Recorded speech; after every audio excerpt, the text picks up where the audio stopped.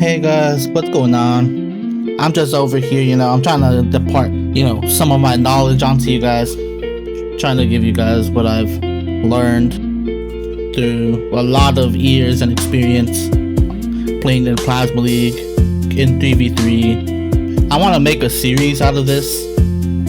And what we're going to talk about, map knowledge. And this means, knowing what parts of the map are safe, what parts of the map are not safe, places where you want to take shots from, angles, places you want to rotate to, certain strategies you might want to take, like 2 top, 1 bottom, stuff like that. How do you read a map, in a way so that you know which players and which spawns go to XYZ, You want to also look at the team roles in a team. No one actually ever talks about this. There's like your support players. There's your high damage players, the guys that are going to go in there, secure elims.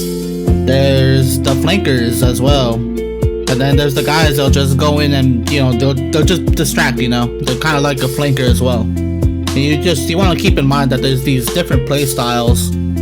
And I mean, the guy that's always doing the damage and always getting the kills isn't always the absolute determining way to determine who's valuable on the team in a certain moment. We want to talk about game sense. And what do I mean by game sense? I mean situational awareness. Knowing where your teammates and enemies are most of the time when you're in and around on the map.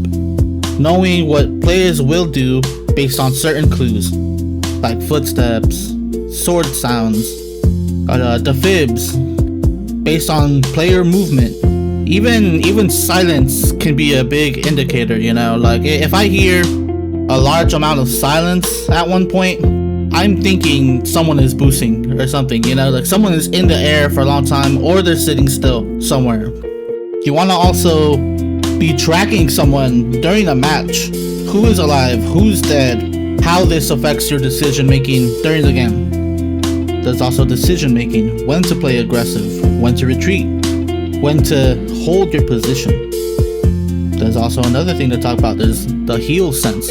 What is a good heal or a bad heal? And how do you heal when there's so many stray bullets in a map? How do you even get someone back up if there's so much crossfire?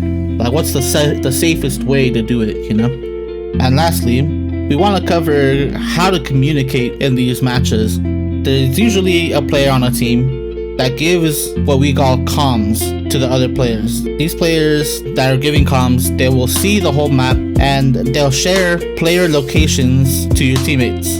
That's actually the bare minimum. These guys that are watching the game full screen, giving the communications, they should also be watching enemies' strategy and they should be planting counters. They should be thinking ahead.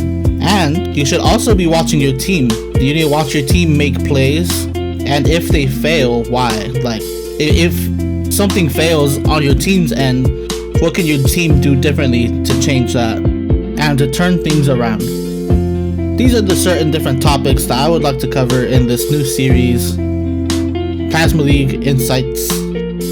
I'm making these videos mostly because I know there's some people that are new to the Plazma League scene.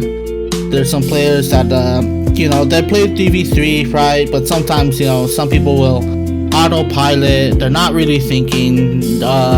Maybe you just don't know what to do.